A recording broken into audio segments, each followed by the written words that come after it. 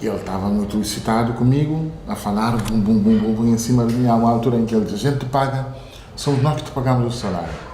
Eu digo: os nossos impostos. Sim. E ele fica meio... Sim. Já sem saber o que dizer. E volta outra vez a querer convocar, mas já estava baralhado, porque quando ele diz: não, tu não me pagas. O que me paga são os nossos impostos. O que paga é o meu salário, não és tu. Tu não me podes pagar, mas os nossos impostos sim. E aí ele ficou meio... Ou seja, eu acho que é mesmo importante a gente trazer essa questão, porque a questão racial, para mim, ela tem que ser discutida de uma forma muito de choque, uma terapia de choque, que é quem precisa de se curar da doença é quem está doente. Quem está doente é quem é racista. Eu estava a dizer que propus este tema e a reação imediata na altura foi, eu lembro muito disto porque marcou-me e até me fez sentir não à vontade para continuar a trabalhar onde trabalhava, foi a questão de se dizer como o racismo era despropositado como tema.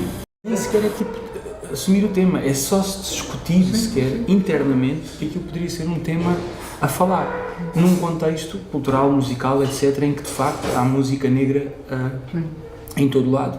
Passados estes anos, tu ouves a RFM, a rádio da igreja, e ouves outras rádios e estão cheias de música latina e de música que as pessoas interpretam como africana, e portanto percebe-se que era inadiável e era impossível de não incluir essa cultura no debate, mas na altura era impossível e foi assumir isso como um tópico, dizer não, isso não faz sentido, isso até é despropositado, foi como foi dito, é quase como que alguém a ser desagradável num jantar de família. Mas é o que se diz sempre, hoje comendo. Sim, agora vou.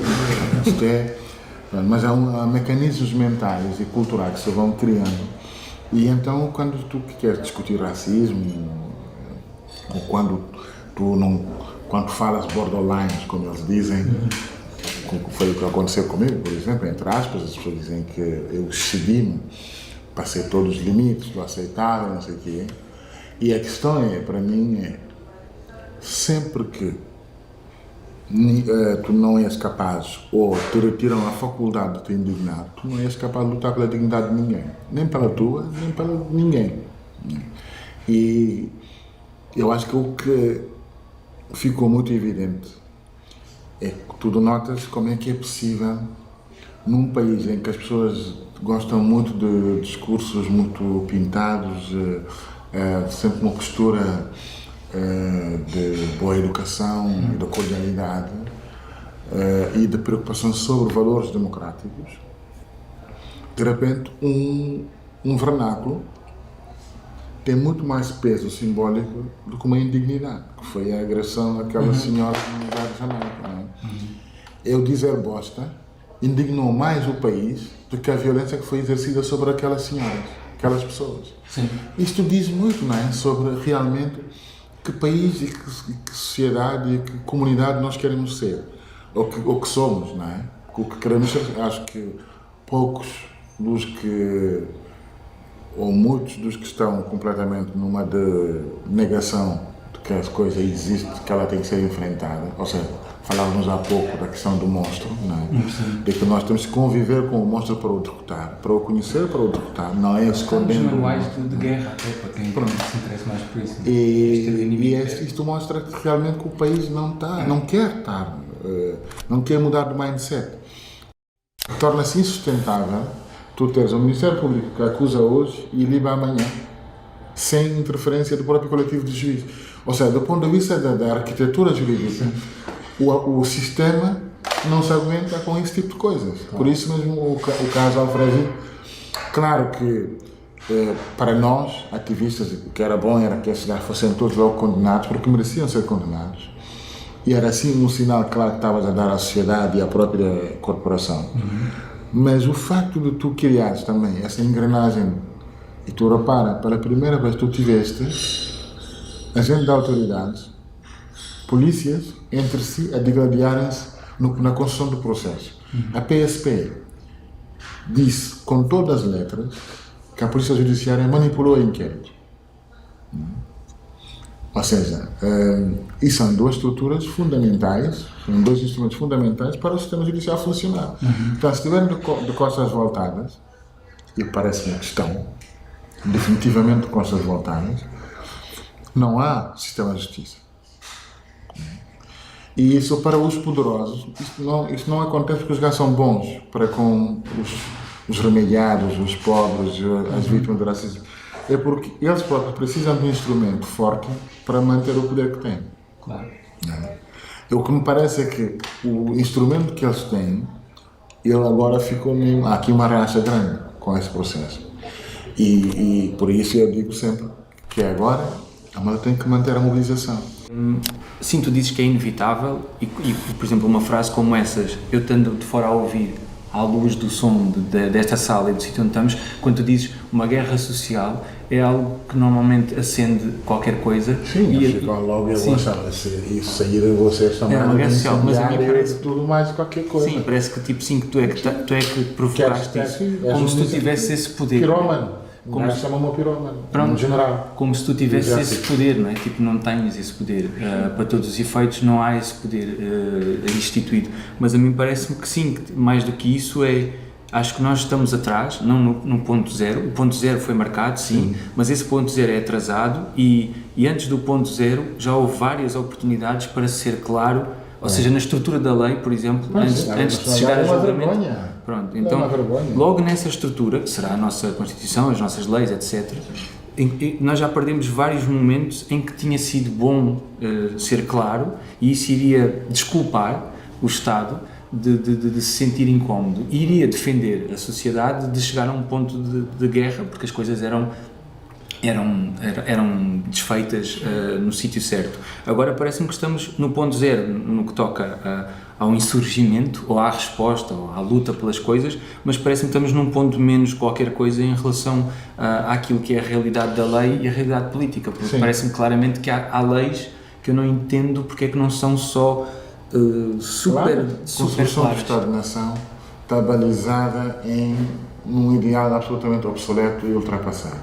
E então há resistências no sistema em si para que realmente adequar o normativo jurídico com os tempos atuais, porque há pessoas que vivem no passado para estar no presente, né? Em termos de funcionalidades, né? Dos instrumentos para a sociedade funcionar. Só que isto é insustentável, porque eu não posso dizer que estou a construir uma casa e começar pelo telhado. Não dá. Sim, haver umidade nos alicerces e continuar a construir, elaborar sobre uma coisa que está mal fundada. Assim, claro. A primeira das coisas para haver uma consolidação democrática da ideia de pertença a uma comunidade política é o direito a escolher que eu faço parte e ter esse direito inquestionável. Ou seja, que não sejas tu, nem mais ninguém que possa dizer nós estamos aqui, neste retângulo, eu sou daqui, ponto. E tu, nem mais ninguém pode dizer que eu não sou daqui, porque isto é um facto. Não são subjetividades outras, são um facto aqui. Para lá de tudo o que possa ser depois aquele conflito que há sempre ideológico, ou não sei, entre se é quem nasce ou se é quem tem sangue, pronto. Isso podemos dizer que é subjetivo, se quisermos. Podemos dizer, ok, está bem, então é uma questão de opinião, está bem, ok, pronto. Isso, falamos isso a seguir, vamos pôr isso numa outra fase, vamos ser inteligentes ou cínicos, vamos ser pragmáticos, deixamos isso para a conversa a seguir.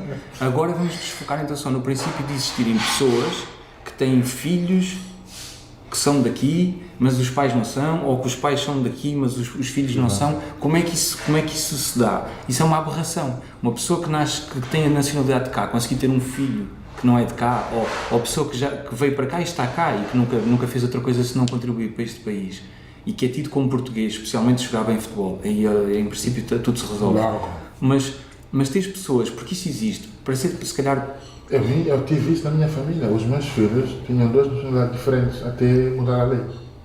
Pois, mas há casos que concretos desses mesmo, sei lá, pessoas que eu conheço. É absurdo. Sim, são casos concretos e que se calhar, não sei, houve uma vez que se falou eu estava a conversar com alguém que me dizia, mas isso são quantas pessoas? São 5.000? São 3.000? Como é que isso se traduz? Como é que nós podemos resolver isto? Era alguém que me perguntava. Isso resolve facilmente. Sim, eu disse, olha, há associações que têm esses dados, há pessoas que podem representar legalmente essas pessoas, há toda uma forma e acima de tudo, o que a lei tem de tentar é acertar na maioria, e que é assim que a democracia assenta, tentar ser justo com a maior parte das pessoas e não estar preocupado com 2% ou 1% de pessoas que vão aproveitar esse momento porque isso existe no incêndio, pessoas que inventam que a casa estava lá, existe sempre. Não podemos estar obcecados com esse 1%, que se calhar vão ser pessoas que se aproveitam e pôr de lado 99% de um grupo de pessoas que estão a ser vítimas de injustiça e que, eu imagino, tendo um familiar que não tem a nacionalidade que eu tenho por uma formalidade qualquer, isso faz-me sentir desenraizado,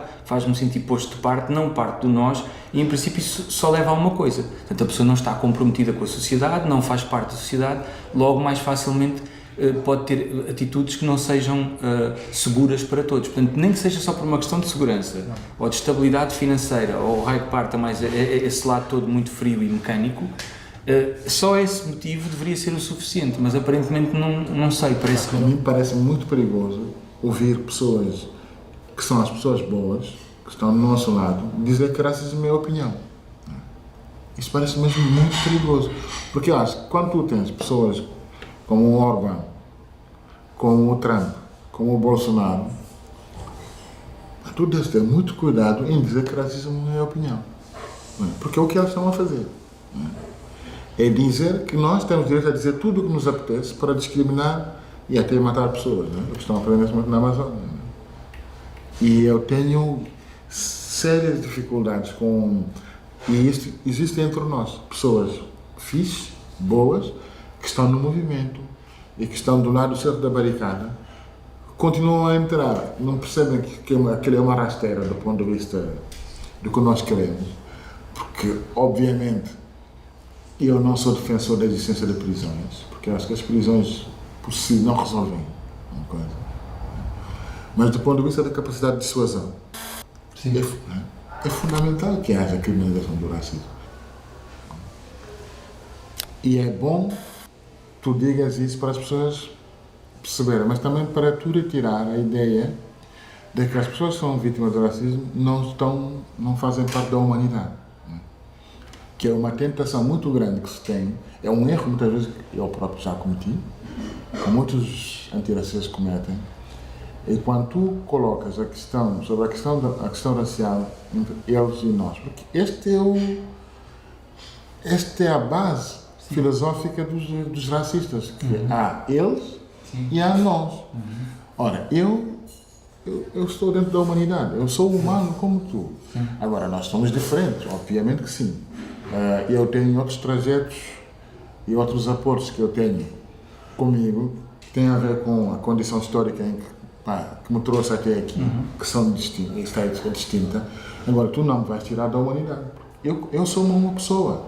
Eu sou uma pessoa. Há aqui uma oportunidade, até na língua, de sermos mesmo mais agregadores e congregadores. Porque, por exemplo, em inglês há uma diferença entre o verbo estar e o verbo ser.